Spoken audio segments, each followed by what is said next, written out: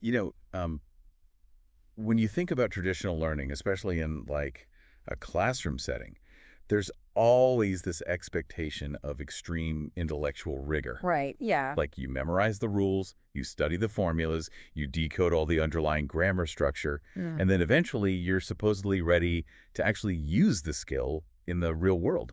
Yeah, we tend to treat learning a new dynamic skill like we're, I don't know, trying to solve a complex math equation on a chalkboard. Yes, exactly. It's this highly analytical, almost sterile environment where every single variable is controlled, you know? But then you actually step into the reality of trying to use that skill in the wild. And, well, let's say you're trying to speak a new language to a native speaker at a busy coffee shop. Oh, the coffee shop scenario, always stressful. Right. Suddenly, all that chalkboard math just completely evaporates. The noise, the speed of the other person talking, the pressure, you kind of just freeze. Well, yeah, because you're experiencing what's called a cognitive bottleneck. A cognitive bottleneck. Yeah, it's essentially a traffic jam between your working memory and your physical reflexes. Like, you might know all the vocabulary words, right? And the grammar rules are stored somewhere in the filing cabinets of your brain. Somewhere deep back there, yeah. Exactly. But the mental execution required to actually retrieve them, assemble them, and push them out of your mouth, it just completely fails you in the pressure of the moment. That is so true. And that brings us to what we're doing today. We are looking at a single document that attempts to completely bypass that traffic jam. Which is really exciting. It really is.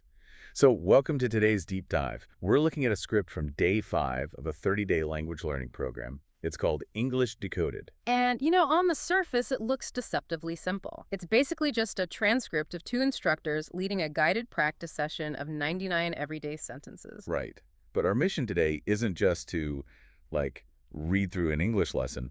We are going to deconstruct the hidden architecture of how human beings actually acquire language under pressure. Yeah, the real mechanics of it. Exactly.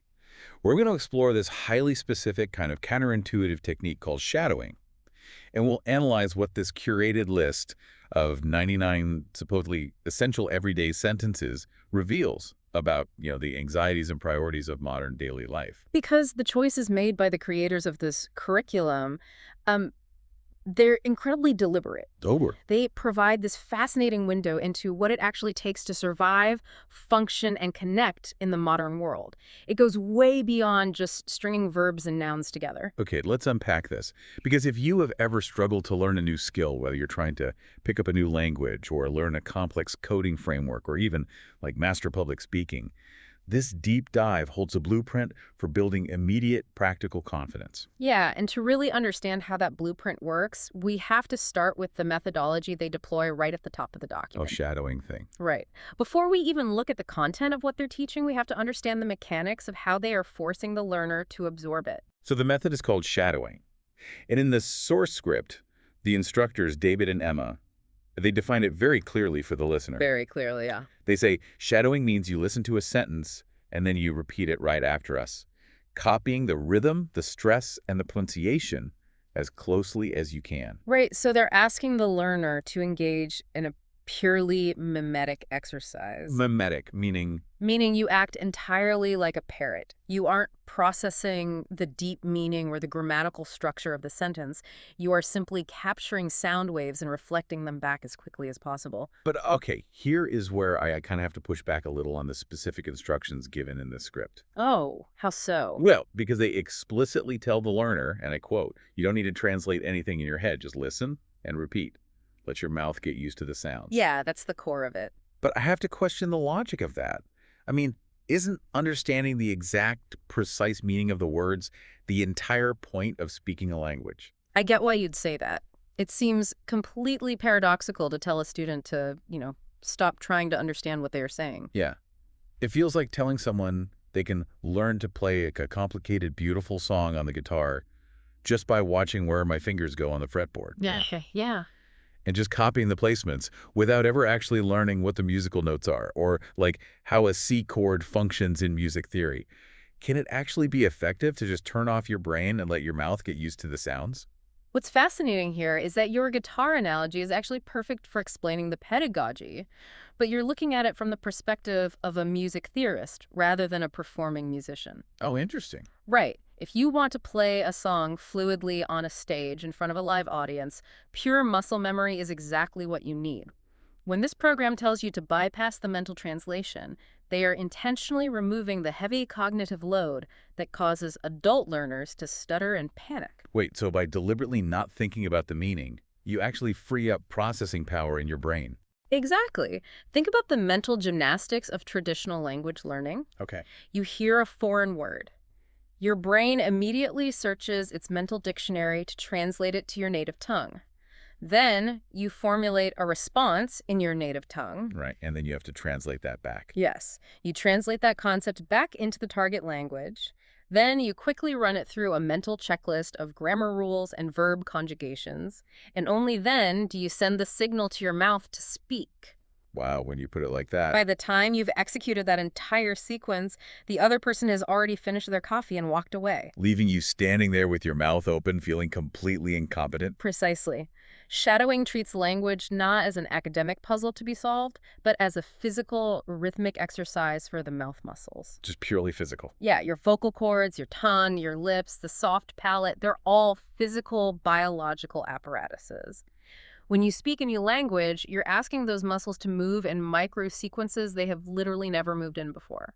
So when they say let your mouth get used to the sounds, it isn't some poetic metaphor.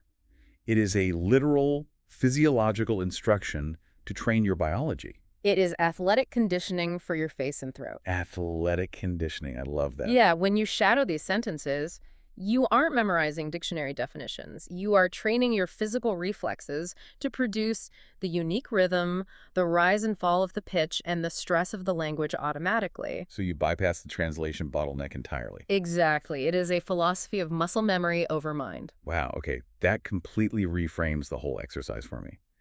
Because if you're just focused on the music of the sentence, like the cadence, where the emphasis falls on certain syllables, you aren't giving your brain the idle time it needs to overthink the grammar and trip you up. Which is precisely why the material they choose to practice this physical conditioning on is so critical. Right, the actual sentences. Yeah, you have to train those muscles on the exact sequences they will need to deploy in high-pressure situations.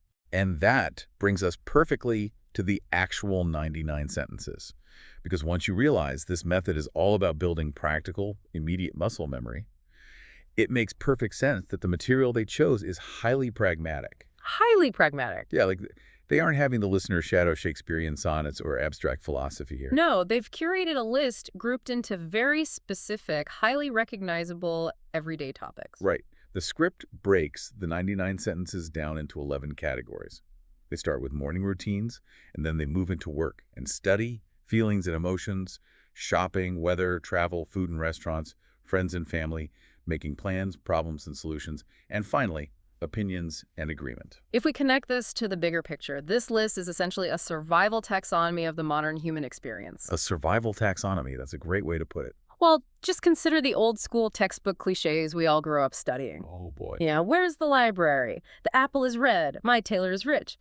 Those are sentences that are grammatically sound, and they teach you noun-verb agreement perfectly. But they are practically useless for navigating actual adult life. Unless you are constantly wandering around looking for a library to eat an apple in. Right. And what this curriculum does is ruthlessly cut out all of those archaic theoretical structures. It focuses entirely on modern anxieties, responsibilities, and realities. It really does. The vocabulary selected reflects what it actually means to exist and function in the world today as a working adult. Yeah, I actually pulled some specific quotes from the source document that bring this modern reality to life beautifully. Reading through these 99 sentences was honestly kind of a trip because it is so hyper-relatable. It really hits home, doesn't it? It does. In the very first section, morning routines, sentence number 2 isn't about like greeting the sun or hearing the birds. It is literally the first thing I do is check my phone. An undeniable, universal modern truth that immediately grounds the learner in reality. Yes. And then you get to the work and study section. It isn't just a generic, I go to the office at 9 o'clock. It's sentence 13. Studying for exams can be really stressful.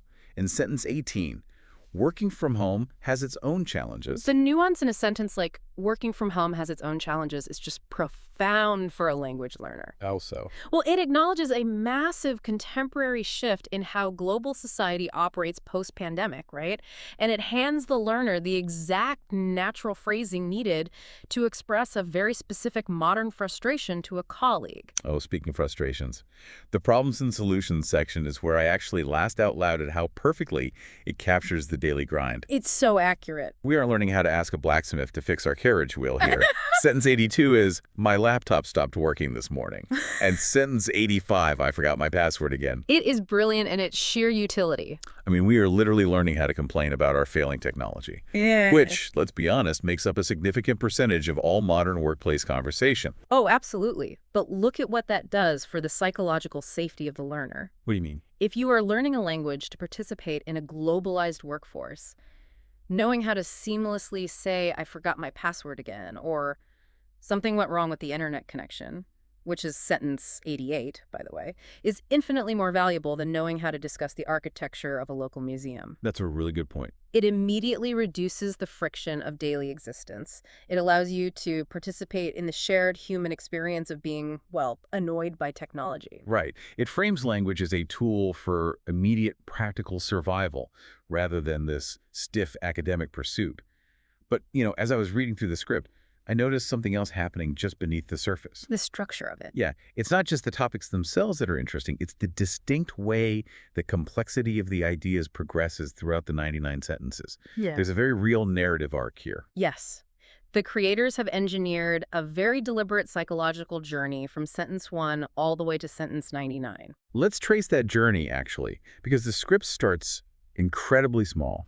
It is entirely solitary, dealing only with basic, undeniable facts. Right. Sentence 1 is literally, I wake up early every morning. Then you have, brushing my teeth takes about 2 minutes.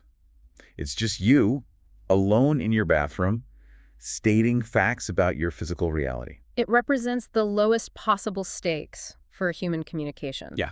You are simply reporting on your own isolated existence. You don't need to interpret anyone else's feelings or reactions to say you brush your teeth. True. But as you move through the middle categories, navigating shopping, talking to friends and family, trying to coordinate making plans, the complexity of the human interaction steadily ramps up. It forces you out of your bubble. Exactly. The script forces you out of the solitary bathroom and into the messy world of other people.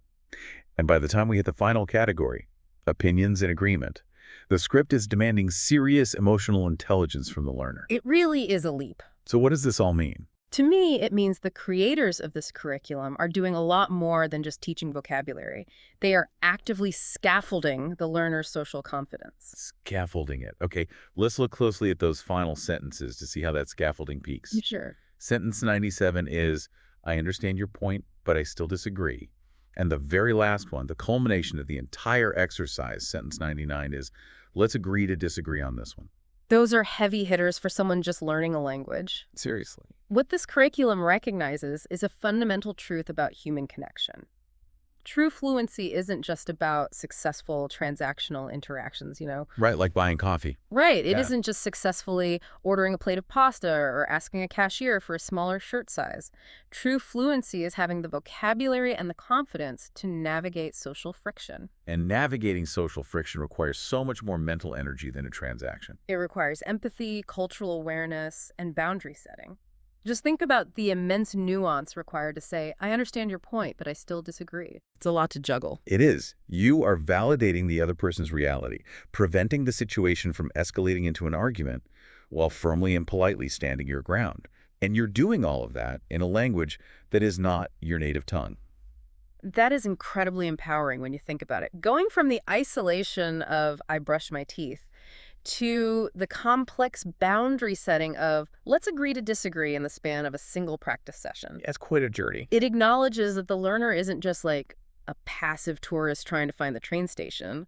They are a complex adult who needs to be able to navigate conflict, assert their opinions, and maintain their dignity in a foreign environment. Exactly. But wait. If the goal is to build this deep athletic muscle memory to handle these high-stakes social situations, how long does that actually take? That's the big question. Because I can't imagine you just read those sentences about disagreeing once and suddenly have the confidence to deploy them perfectly in a tense boardroom meeting, right? The script says this is only day 5 of a 30-day challenge. The transition from solitary facts to complex social dynamics requires a highly specific type of practice schedule. Okay. The instructions David and Emma leave the listener with at the very end of the document are just as critical as the 99 sentences themselves. Right. So the instructors promise that shadowing every day, even for just 10 minutes, will make a massive difference in fluency. Just 10 minutes. Yeah. But then they add this seemingly small but highly specific instruction. They explicitly tell the learner to try listening to the audio again later that same day to shadow a second time. They literally state repetition is the key before they sign off and promise a new set of sentences for day 6. And this raises an important question about how we fundamentally structure learning and habit formation in our own lives. Oh, for sure.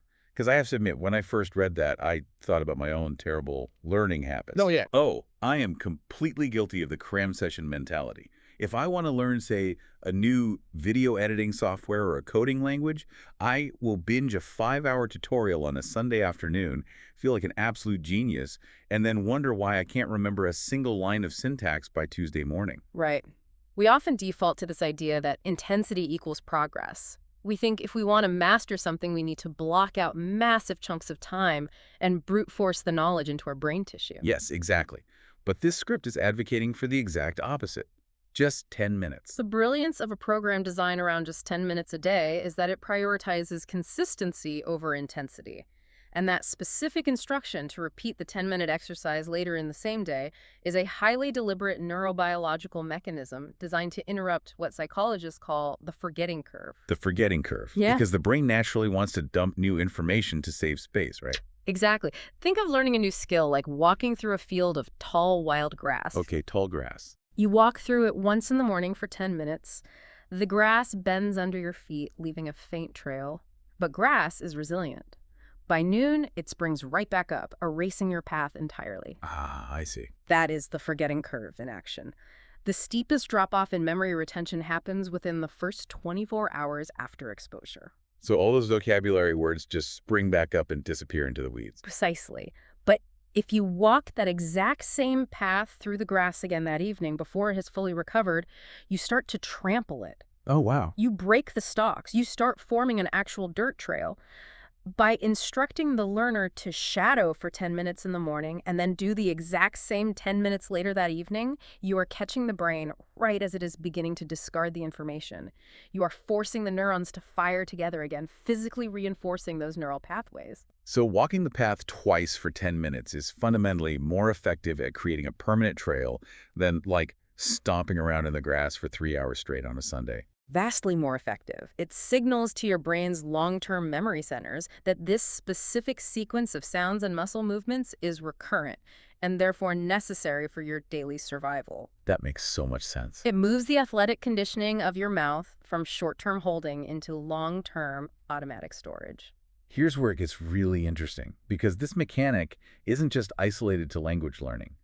This tall grass metaphor applies to practically every aspect of self-improvement. It is the underlying architecture of any successful microhabit. Right. Whether you're learning a new programming language or trying to take up watercolor painting, or even just trying to stay informed about complex geopolitical topics for your job, the secret to deep retention isn't binging information until your eyes bleed. No, not at all. It is short, highly concentrated exposure, repeated in small daily doses to constantly interrupt that forgetting curve. And 10 minutes is psychologically unintimidating. You cannot use the standard excuse of, I just don't have time today for a 10-minute shadowing exercise. It's foolproof. And because it is purely mimetic, just listening and repeating without the heavy, exhausting cognitive load of translating and analyzing grammar, it doesn't drain your daily mental energy reserves. It's kind of like doing a quick set of push-ups for your brain's language center before you go about your day. Yeah. You do the 10 minutes, you drop it, and you come back to it later to trample the grass again. Exactly. Over 30 days, those unintimidating micro-habits compound into massive, tangible, structural changes in how your brain processes the skill. And because the content of those 10 minutes is so fiercely relevant to your actual daily life, complaining about the weather, expressing frustration over internet issues, confidently making weekend plans, you are constantly seeing the real-world utility of your habit. Yeah, you aren't waiting 6 months to finally talk about the local museum. Right, you can complain about your laptop today. It creates an immediate positive feedback loop that sustains the motivation to keep walking the path. It is a remarkably holistic, psychologically insightful approach, hidden inside a very straightforward, simple-looking script. I mean, we have tracked a fascinating journey today by unpacking this single day of curriculum. We really have. We started by looking at the physical reflexes required for fluency, the realization that bypassing the analytical translation bottleneck and relying entirely on mimetic muscle memory is the key to performing under pressure. Yeah. And then we dove into the modern survival taxonomy, seeing how a curated list of 99 sentences completely skips the old-school textbook cliches and goes straight for the realities of the modern grind. Right. From the universal anxiety of forgetting passwords all the way to the complex emotional intelligence required to gracefully tell someone, let's agree to disagree. And we broke down the neurobiology of the 10-minute daily habit, proving that consistent, tiny repetitions that interrupt the forgetting curve are infinitely more powerful than exhausting marathon study sessions. It genuinely changes how you look at acquiring any new skill. It removes the intimidation factor entirely. It really does. It is not about how naturally gifted or smart you are. It's simply about how consistently you can expose your brain to the rhythm of the new information and trample that path in the tall grass. It completely demystifies the barrier to entry for adult learners. It does.